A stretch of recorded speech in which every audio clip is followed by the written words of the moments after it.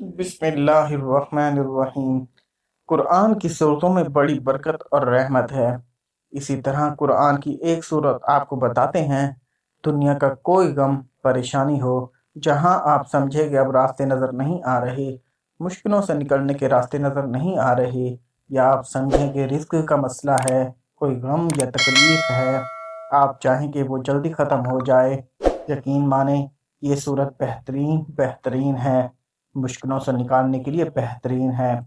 आपने ये करना है, जब ज़िंदगी में परेशानी या मुश्किलात हों, आपको महसूस हों, तो 30वें पारे की सूरत है, सूरत अलम नशरह। इस सूरत को पढ़ना शुरू कर दें।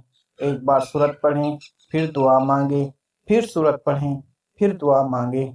यकीन माने, मुश्किलों से निकलने की राहें दिखाने वाली ये इतनी बेहतरीन सूरत है। जब आप इसका वजीफ़ा करेंगे तो आपको पता चल जाएगा कि इस सूरत के पढ़ने से कितनी जल्दी गम दूर होते हैं। अपने मोबाइल पर इस सूरत को महफूज कर लें, ऊपर से देखकर पढ़ते रहें, बार बार पढ़ें, आपको 2-3 दिन में याद हो जाएगी।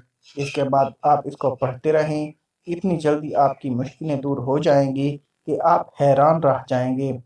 इस सूरत का वजीफ़ा आज भी करें।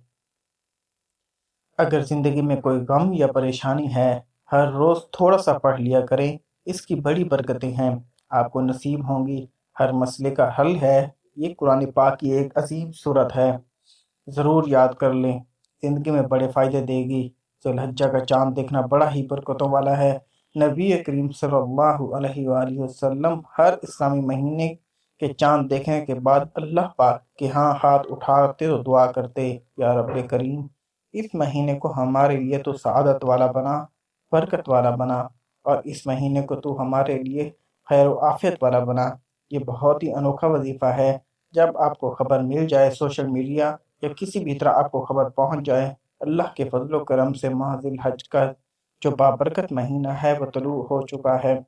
आपने बावजू हालत में नबी करीम सल्लल्लाहु अलैहि वसल्लम की ज़ात अक़दस पर अव्वल आखिर तीन तीन मरतबा दुरूद पाक पढ़ना है, और दरमियान के अंदर अल्लाह ताला का ये नाम या मालिकुल मुल्क पढ़ना है। ए बादशाहों के बादशाह, ए शहंशाहों के शहंशाह।